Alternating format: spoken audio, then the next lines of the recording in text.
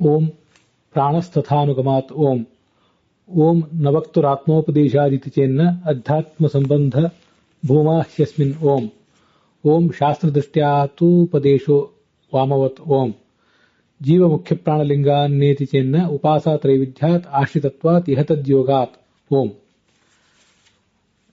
ಈ 4 ಸೂತ್ರಗಳು ಯಾಕೆ ಹೊರಟಿವೆ ಅಂತನ್ನೋದನ್ನ ಅಣುಭಾಷ್ಯವನ್ನು ಓದುವವರು ತಿಳ್ಕೊಳ್ಬೇಕಾದ ಅಗತ್ಯ ಅಂತ ರಾಘವೇಂದ್ರ ಸ್ವಾಮಿಗಳು ಅವುಗಳಿಗೆ ಈ 4 ಸೂತ್ರಗಳ ಹಿನ್ನೆಲೆ ಏನು, ಯಾವ ಪ್ರಶ್ನೆಗೆ ಉತ್ತರ ರೂಪವಾಗಿ ಹೊರಟಿವೆ ಅಂತ ಅನ್ನೋದನ್ನ ಯದ್ವಾ ಅನ್ನೋ ಹಿಂದಿನ ಒಂದು ಪೂರ್ವಪಕ್ಷದ ಮೂಲಕ ತೋರಿಸಲಿಕ್ಕೆ ಹೊರಟಿದ್ದಾರೆ.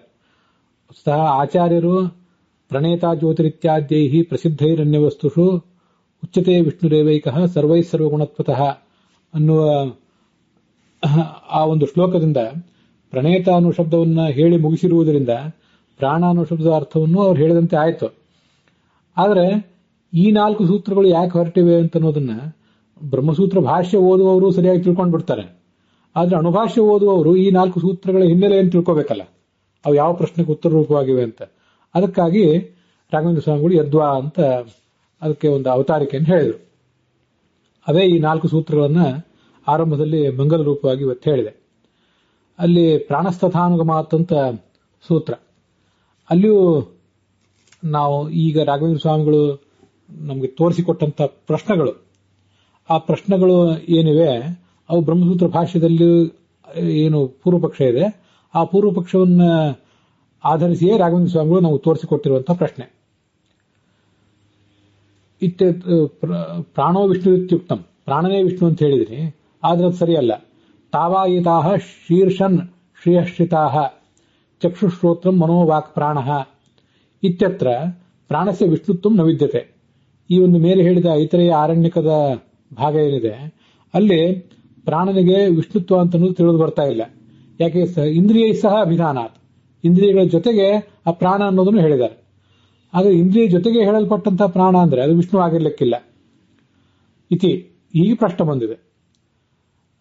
ಅದಕ್ಕೆ ಉತ್ತರ ರೂಪವಾಗಿ ಪ್ರಾಣಸ್ತಥಾನುಗಮಾತ್ ಅಂತ ಸೂತ್ರ ಹೊರಟಿದೆ. ಆಚಾರ್ಯರು ಇಂದ್ರಿಯ ಸಹ ಅಭಿಧಾನಾತ್ ಅಂತ ಅನ್ನೋದನ್ನು ಒಂದನೇ ತಗೊಂಡಿದ್ದಾರೆ. ಇಂದ್ರಿಯ ಸಂವಾದ ಅಂತ ಅನ್ನೋದನ್ನು ಆಚಾರ್ಯರಲ್ಲಿ ತಗೊಂಡಿಲ್ಲ. ಅದನ್ನ ಎಕ್ಸ್ಟ್ರಾ ಪ್ರಶ್ನೆ. ಅದು ಪೂರ್ವಪಕ್ಷ ಮಾಡುವವರಿಗೆ ಇಂದ್ರಿಯಗಳ ಜೊತೆಗೆ ಹೇಳಲ್ಪಟ್ಟಿರುವುದು ಅಂತ ಒಂದು ಕಾರಣ, ಮತ್ತೆ ಇಂದ್ರಿಯಗಳ ಜೊತೆಗೆ ಹೇಳಲ್ಪಟ್ಟಿರುವುದು ಅಲ್ಲದೇನೆ ಇಂದ್ರಿಯಗಳ ಜೊತೆಗೆ ಸಂವಾದ ನಡೆದಿದೆಯಲ್ಲ ಅಲ್ಲಿ ಪ್ರಾಣನಿಗೂ ಇಂದ್ರಿಯಗಳಿಗೂ, ಆದ್ರಿಂದ ಅವರೆಲ್ಲರೂ ಒಂದೇ ಗುಂಪಿನವರಾಗಿರ್ಬೇಕು ಅನ್ನುವುದು ಪೂರ್ವಪಕ್ಷ ಮಾಡುವವರಿಗೆ ಸಮರ್ಥಕವಾದಂತಹ ಮತ್ತೊಂದು ಅಂಶ. ಅದನ್ನು ರಾಘವೇಂದ್ರ ಸ್ವಾಮಿ ತಗೊಂಡಿದ್ರು. ಅದಕ್ಕೆ ಪ್ರಾಣಸ್ತಥಾನುಗಮಾತ್ ಅಂತ ಸೂತ್ರ.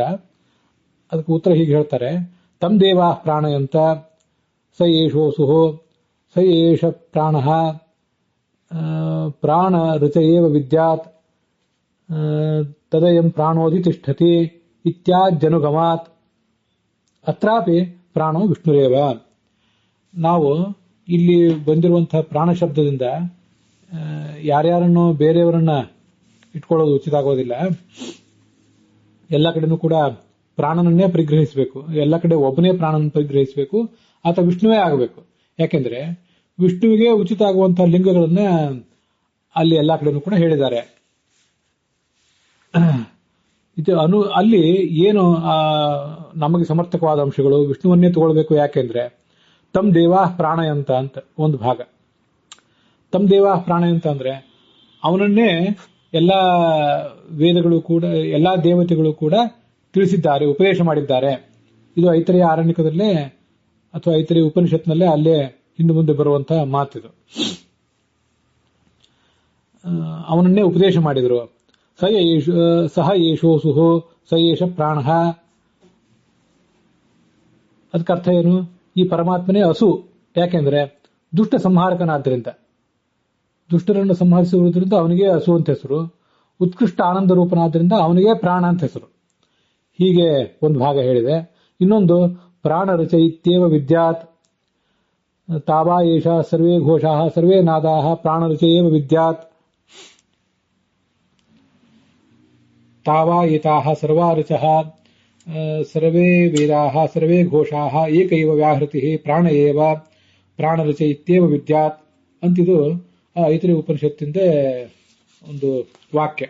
ಇದನ್ನೆಲ್ಲ ಎಲ್ಲ ಸೂಕ್ತಗಳು ಭಗವಂತನ ನಾಮಗಳು ಅಂತ ಹೇಳುವ ಒಂದು ಪ್ರಸಂಗದಲ್ಲಿ ಈ ಬೃಹತಿ ಸಹಸ್ರದ ಮಂತ್ರದ ಇತಿಹಾಸ ಅದನ್ನು ವರ್ಣನೆ ಮಾಡುವಂತಹ ಪ್ರಸಂಗದಲ್ಲಿ ಇದೆ. ಮುಂದೆ ತದಯಂ ಪ್ರಾಣೋದಿ ತಿಷ್ಠತಿ ಅಂತ ಇನ್ನೊಂದು ಕಡೆ ಈ ಐತರೇಯ ಭಾಷ್ಯದಲ್ಲೇ ದೇಹ ಅಂತ ಅನ್ನೋದು ಭಗವಂತನ ರಥ ಅಂತ ವರ್ಣನೆ ಮಾಡುವ ಪ್ರಸಂಗ ಇದೆ. ಅದು ಐತರೇಯ ಉಪನಿಷತ್ತಿನಲ್ಲಿ ದ್ವಿತೀಯಾರಣ್ಯಕದಲ್ಲಿ 3ನೇ ಅಧ್ಯಾಯದ ಕೊನೆಯ ಮಂತ್ರ ಅದು. ಅಲ್ಲಿ ತದಯಂ ಪ್ರಾಣೋದಿ ತಿಷ್ಠತಿ ಅಂತ ಬಂದಿದೆ. ಅಲ್ಲಿ ಏನು ವಿಷಯ ಇದೆ ಅಂದ್ರೆ ಅಥ ದೇವರಥ ತಸ್ಯ ವಾಗುದ್ಧಿ ಶ್ರೋತ್ರೇ ಪಕ್ಷಸಿ ಚಕ್ಷುಷಿ ಯುಕ್ತೆ ಮನಸ್ಸಂಗ್ರಹೀತ ತದಯಂ ಪ್ರಾಣೋದಿ ತಿಷ್ಠತಿ ಅಂತ ಬಂದಿದೆ. ಈ ದೇಹ ಅಂತ ಅನ್ನೋದು ಭಗವಂತನ ರಥ ಇದು. ಅದಕ್ಕೆ ವಾಗುದ್ಧಿ, ವಾಗಭಿಮಾನಿನಿಯಾದಂತಹ ಉಮಾದೇವಿಯೇ ಸರ್ಪರೂಪದಿಂದ ಹಗ್ಗವಾಗಿರ್ತಾಳೆ ಆ ದೇಹದಲ್ಲಿ. ಮತ್ತೆ ಶ್ರೋತ್ರೇ ಪಕ್ಷಸಿ, ಶ್ರೋತ್ರಾಭಿಮಾನಿಗಳಾದಂತಹ ಚಂದ್ರ ಮತ್ತು ಅವನ ಪತ್ನಿ ರೋಹಿಣಿ ಇಬ್ಬರು ಕೂಡ ಪಾರ್ಶ್ವದ ಕುದುರೆಗಳು. ಮುಂದೆ ಚಕ್ಷುಷಿ ಯುಕ್ತೆ, ಚಕ್ಷುರೇಂದ್ರಿಯದ ಅಭಿಮಾನಿಯಾದಂತಹ ಸೂರ್ಯ ಮತ್ತು ಅವನ ಪತ್ನಿ ಸಂಜ್ಞಾ ಇಬ್ಬರು ಕೂಡ ಅಗ್ರಭಾಗದಲ್ಲಿರುವಂತಹ ಕುದುರೆಗಳು. ಮನಃ ಸಂಗ್ರಹೀತ, ಮನೋಭಿಮಾನಿಯಾದಂತಹ ರುದ್ರ ಅದ ಈ ರಥಕ್ಕೆ ಸಾರಥಿ. ಈ ರಥವನ್ನ ಈ ಪ್ರಾಣ ಅಂದ್ರೆ ಪ್ರಾಣ ಶಬ್ದವಾಚನಾದಂತಹ ಮುಖ್ಯ ಪ್ರಾಣ ಮತ್ತು ಭಗವಂತ ಇಬ್ರು ಕೂಡ ಈ ರಥವನ್ನ ಏರಿದ್ದಾರೆ. ತದಯಂ ಪ್ರಾಣೋದಿತಿಷ್ಠತಿ ಅಂತ ಪ್ರಾಣನ ಒಂದೇ ಪ್ರಾಣ ಶಬ್ದ ಪ್ರಯೋಗ ಮಾಡಿದ್ದಾರೆ. ಆದರೆ ವ್ಯಾಖ್ಯಾನಕ್ಕನುಸಾರವಾಗಿ ಇಬ್ಬರೂ ಪ್ರಾಣರನ್ನು ತಗೊಳ್ಬೇಕು ಅಂತ ಅಲ್ಲಿ ಗೊತ್ತಾಗ್ತದೆ. ಇದು ದೇವನ ರಥ ಎರಡು ಥರ ಆಗಿದೆ. ಒಂದು ನಮ್ಮ ಶರೀರವೂ ಒಂದು ರಥ, ಇನ್ನೊಂದು ಸ್ವರ್ಗಲೋಕದಲ್ಲೂ ವೈಕುಂಠ ಲೋಕದಲ್ಲೂ ಕೂಡ ಆ ಭಗವಂತನ ರಥೋತ್ಸವ ನಡೆದಿರ್ತದೆ. ಅಲ್ಲಿ ನಡೆದಾಗ ಈ ಎಲ್ಲಾ ದೇವತೆಗಳು ಕೂಡ ಅಲ್ಲಿ ಪಾಲ್ಗೊಳ್ತಾರೆ ಅಂತ ಅರ್ಥ. ಇತಿ ಅನುಗಮಾತ್, ಅನುಗಮ ಅಂದ್ರೆ ಏನು? ಎಲ್ಲ ಕಡೆ ಪ್ರಾಣ ಎಂಬ ಶಬ್ದವನ್ನು ವಿಷ್ಣುವಿನಲ್ಲಿ ಪ್ರಯೋಗ ಮಾಡಿದ್ದಾರೆ. ಅತ್ರಾಪಿ ಪ್ರಾಣ ವಿಷ್ಣುರೇವ. ಆದ್ರಿಂದ ನೀವು ಪೂರ್ವ ಪಕ್ಷಿಗಳು ಉಪಯೋಗ ಮಾಡಿರುವಂತಹ ಏನು ಉಪನಿಷದ್ ವಾಕ್ಯಗಳಿವೆ ಅಲ್ಲಿಯೂ ಕೂಡ ಪ್ರಾಣ ಶಬ್ದದಿಂದ ವಿಷ್ಣುವನ್ನೇ ತಗೊಳ್ಬೇಕು.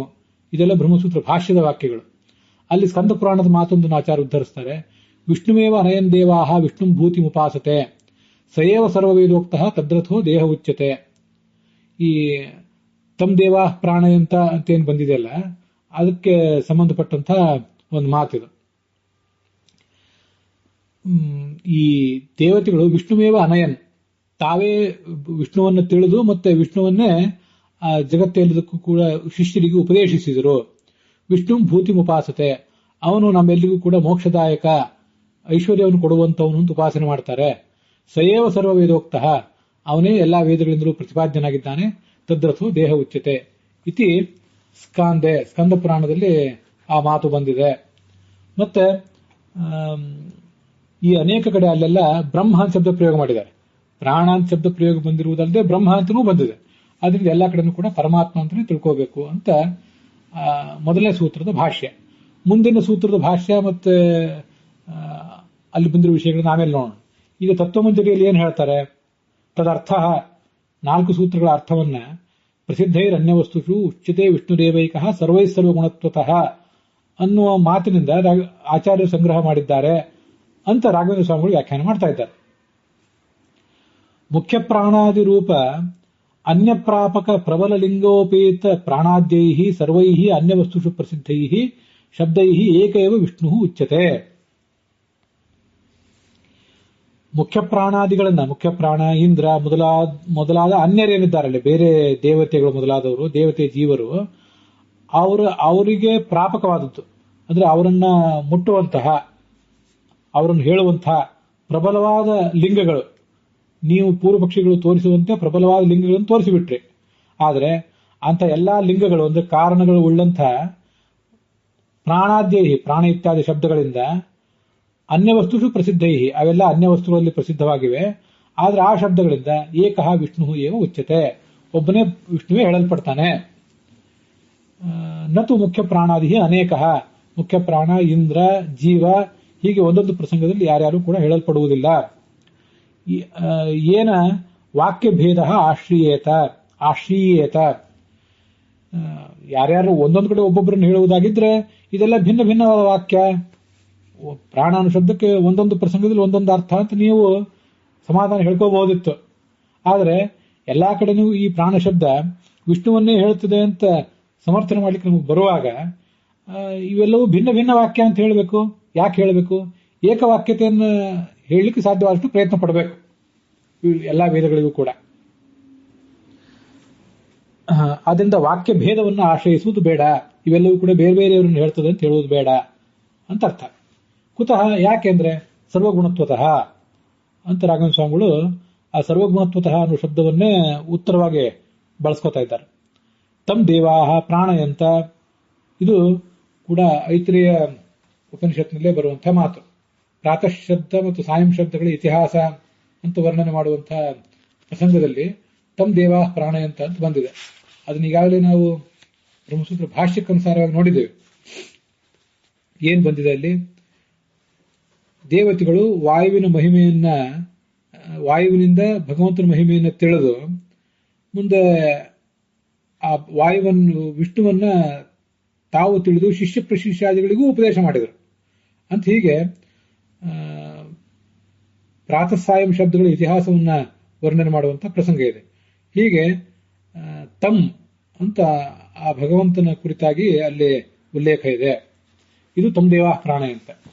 ಮುಂದೆ ತಮ್ ದೇವಾಹ ಭೂತಿರಿತ್ಯುಪಾಸಾಂಚಕ್ರಿರೆ ಅಂತ ಮತ್ತೊಂದು ಕಡೆ ಬಂದಿದೆ.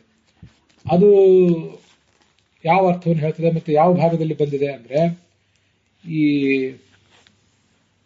ಉಪಾಸನೆಗೆ ತಕ್ಕ ಫಲ ಸಿಕ್ಕೀತು ಅಂತ ಐತರೇಯ ಉಪನಿಷತ್ನಲ್ಲಿ ವರ್ಣನೆ ಮಾಡುವಂತಹ ಪ್ರಸಂಗ ಅದು. ತಮ್ ದೇವಾಹ ಪ್ರಾಣ ಅಂತ ಅನ್ನೋದು ಐತರೇಯ ಆರಣ್ಯಕದ 2:1:15. ಮತ್ತೆ ಸಯೇಶ್, ಈಗ ನಾವು ನೋಡ್ತಿರೋ ತಮ್ ದೇವಾ ಭೂತರಿತ್ಯುಪಾಸಾಂಚಕ್ರಿರೆ, ಇದು ಸಯೇಶೋಸುಹು ಸಯೇಶ ಅಂತ ಉಪನಿಷತ್ತು ಭಾಗ ಪ್ರಾರಂಭ ಆಗ್ತದೆ.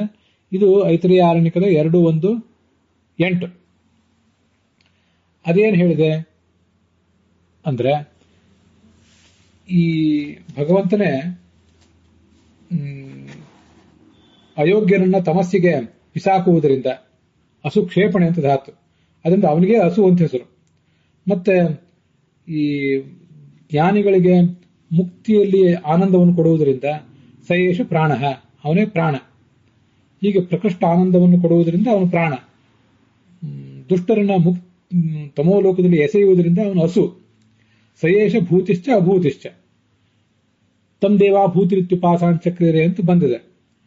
ಇಲ್ಲಿ ತಮ್ ದೇವಾ ಭೂತಿರಿತ್ಯುಪಾಸಾಂಚಕ್ರಿಯರೆ ಅಂದ್ರೆ ಪರಮಾತ್ಮನನ್ನ ಈ ದೇವತೆಗಳು ಹೇಗೆ ಉಪಾಸನೆ ಮಾಡಿದ್ರು, ದೈತ್ಯರು ಹೇಗೆ ಉಪಾಸನೆ ಮಾಡಿದ್ರು ಅಂತೆಲ್ಲ ಬರ್ತದೆ ಇಲ್ಲಿ. ಆ ವಸ್ತುತಃ ಭಗವಂತ ಜ್ಞಾನಾದಿ ಸಂಪತ್ತನ್ನ ಸಾತ್ವಿಕರಿಗೆ ಕೊಡುವುದರಿಂದ ಭೂತಿ ಅಂತ ಕರೆಸ್ಕೊಂಡಿದ್ದಾನೆ. ಭೂತಿ ಅಂದ್ರೆ ಜ್ಞಾನಾದಿ ಸಂಪತ್ತು. ಆಮೇಲೆ ಅವನು ಅಭೂತಿಯೂ ಹೌದು. ಯಾಕೆಂದ್ರೆ ಅಜ್ಞಾನ, ದಾರಿದ್ರ್ಯ, ದುಃಖ ಮೊದಲಾದನ್ನು ಕೊಡ್ತಾನೆ ದುಷ್ಟರಿಗೆ.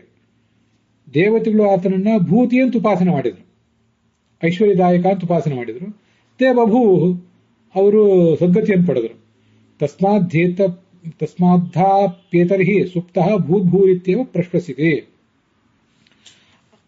ಈಗಲೂ ಕೂಡ ನಾವೆಲ್ಲರೂ ಕೂಡ ಈ ಮಲ್ಕೊಂಡಿದ್ದಾಗ ಪರಮಾತ್ಮನನ್ನ ಭೂಹು ಭೂಹು ಅಂತ ಉಪಾಸಿಸ್ತೇವೆ.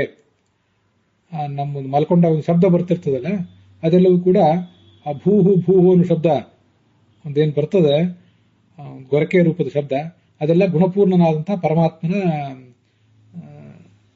ಉಪಾಸನೆ. ಅದು ಸುಪ್ತೋ ಭೂರ್ಭೂರಿತ್ಯೇವ ಪ್ರಶ್ವಸಿತೆ. ಭೂರ್ನಾಮ ಸ್ಫೂರ್ತಿ ರೂಪತ್ವಾತ್ ಅಂತ ತೈತರೀಯ ಉಪನಿಷತ್ತಿನಲ್ಲಿದೆ. ಅದು ನನಗೆ ನೆನಪಿಗೆ ಬಂತು, ಹಾಗೆ ಹೇಳಿದ್ದೇನೆ. ಭಗವಂತನನ್ನ ಭೂಹು, ಸ್ಫೂರ್ತಿ, ಜ್ಞಾನ ಮೊದಲಾದ ಗುಣಗಳುಳ್ಳವನು ಅಂತ ಉಪಾಸನೆ ಮಾಡ್ತಾರೆ. ಇದು ಅವರಲ್ಲಿ ಕೂತ್ಕೊಂಡು ಈ ಮುಖ್ಯ ಪ್ರಾಣನೇ ಈ ಶಬ್ದವನ್ನು ಹೊರಡಿಸ್ತಾನೆ ಎಲ್ಲಾ ಮಲ್ಕೊಂಡಿದ್ದಂತಹ ಜೀವಿಗಳಲ್ಲಿ. ಅಭೂತಿರಿತ್ಯಸುರಾಹ, ಅವನನ್ನ ಅಭೂತಿ, ದಾರಿದ್ರ್ಯದಾಯಕ ಅಂತ ಅಸುರರು ಉಪದೇಶ ತಿಳಿದು ಉಪಾಸನೆ ಮಾಡಿದ್ರು. ಅಂದ್ರೆ ಅವರೇನು ಕೂತ್ಕೊಂಡು ಪೂಜಾ ಮೊದಲಾದವುಗಳನ್ನು ಮಾಡಿ ಆತನನ್ನ ಕೀರ್ತನೆ ಮಾಡಿ ಹೊಗಳಲಿಲ್ಲ, ಅವರನ್ನು ನಿಂದಿಸಿದ್ರು ಅಂತ ಅರ್ಥ. ದೇಹ ಪರಾಭವು, ಆವಾಗ ಅವರು ಪರಾಭೂತರಾದರು ಅಂತ ಅಲ್ಲಿ ವರ್ಣನೆ ಮಾಡಿದ್ದಾರೆ. ಹೀಗೆ ತಮ್ ದೇವ ಭೂತಿರಿತ್ಯುಪಾಸಾಂಚಕ್ರಿದೆ. ತಮ್ ಅಂದ್ರೆ ಯಾರನ್ನ? ಈ ಪ್ರಾಣನನ್ನೇ. ಮುಂದೆ ತದಯಂ ಪ್ರಾಣೋದಿತಿಷ್ಠತಿ ಅಂತ ಮತ್ತೊಂದು ಭಾಗ, ನಮ್ಮ ಇಡೀ ದೇಹವನ್ನೇ ಆ ಪರಮಾತ್ಮನ ರಥ ಅಂತ ವರ್ಣನೆ ಮಾಡಿರುವಂತಹ ಪ್ರಸಂಗ. ಅದನ್ನ ಆ ಬ್ರಹ್ಮಸೂತ್ರ ಭಾಷ್ಯದ ವಿವರಣೆ ಕೊಡುವಾಗ ನಾನು ಹೇಳಿದ್ದೇನೆ. ಈ ರಥವನ್ನ ಪ್ರಾಣ ಏರಿದ್ದಾನೆ ಇತ್ಯಾದಿನ ಉಕ್ತ ಏತತ್ ಪ್ರಕರಣಸ್ಥ ದೇವತೋಪಾಸ್ಯತ್ವ ಇತ್ಯಾದಿ ವೇದವಾಕ್ಯಗಳಲ್ಲಿ, ಈ 3-4 ವೇದವಾಕ್ಯಗಳಲ್ಲಿ ಏನು ಬಂದಿದೆ ಅಂದ್ರೆ ಏತತ್ ಪ್ರಕರಣಸ್ಥ, ಈ ಒಂದು ಪ್ರಕರಣದಲ್ಲಿ ಬಂದಿರುವಂತಹ ಕೆಲವು ಗುಣಗಳನ್ನು ವರ್ಣನೆ ಮಾಡಿದ್ದಾರೆ. ಅವ್ಯಾವ ಗುಣಗಳು? ಭಗವಂತನ ಗುಣಗಳು, ಭಗವಂತನಲ್ಲಿ ಮಾತ್ರ ಕಾಣಬಹುದಾದ ಗುಣಗಳು ಅಂದ್ರೆ ಸರ್ವದೇವೋಪಾಸ್ಯತ್ವ, ದೇಹಾಖ್ಯ ರಥವನ್ನು ಏರಿರುವಿಕೆ, ಸರ್ವದೇಹೋಪಾಸ್ಯತ್ವ ಅಂತ ಒಂದು ಗುಣ, ಮತ್ತೆ ದೇಹವೆಂಬ ರಥವನ್ನು ಏರಿರುವಿಕೆ ಅಂತ ಎರಡನೇ ಗುಣ. ಇದೇ ಮೊದಲಾದ ಸರ್ವ ಗುಣತ್ವ ವಿಷ್ಣೋಹ, ಈ ಎಲ್ಲಾ ಥರದ ಗುಣಗಳನ್ನು ಕೂಡ ಅವನು ಹೊಂದಿದ್ದಾನೆ ಅಂತ ಅದರ ತಾತ್ಪರ್ಯ ಆಗ್ತದೆ.